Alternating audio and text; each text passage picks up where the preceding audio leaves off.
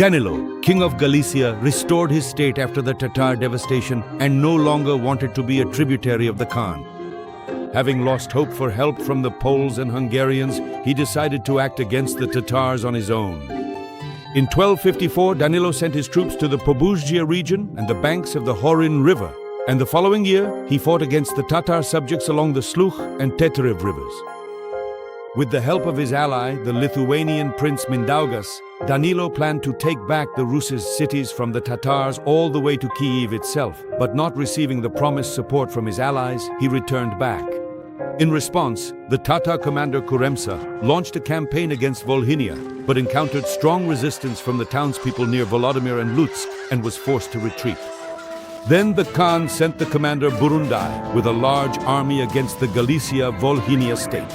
Burundai sent envoys to King Danylo, presenting the situation as if he were still an ally of the Horde. The Tatar commander proposed to wage war against Lithuania together. Danylo did not dare to oppose Burundai's large forces and had to send his brother Vasilko to him. For 2 years, peace and quiet reigned in the Principality of Galicia. Without wasting any time, Danylo was building and fortifying cities. Burundai was not idle either. He assured the Romanovich of his friendship, called them allies, and then announced that he was supposedly going to Poland. However, upon reaching Volhynia, he began to demand that the Romanovichs recognize themselves as his subjects, otherwise he would consider them enemies. Danylo had to send his brother Vasilko, his son Lev, and the Bishop of Kolm to Burundai with gifts once again. Prushevsky writes that Burundai, having the princes in his grasp, demanded that they destroy the fortifications of their cities.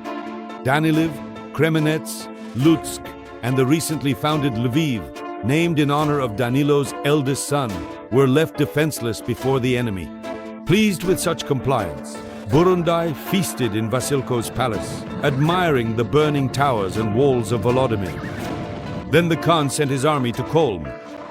The resourcefulness of Prince Vasilko saved the city. Burundai sent him to order the defenders of Kolm to surrender. Taking a stone in his hand, Vasilko threw it to the ground. The voivode understood the hint. The well-fortified Kolm, with its strong and well-armed army, did not yield to the Tatars. They did not like long sieges, and after leaving Kolm, they moved on to Poland. From there, Burundai returned with threats to turn the Galician and Volhynian lands to ashes if the princes refused to pay him tribute. Mikhailo Hrushevsky wrote, "This blow broke Danylo. He could not come to terms with the idea of Tatar rule over himself. He fell ill and died soon after Burundai's campaign." King Danylo was buried in his beloved city of Kolm.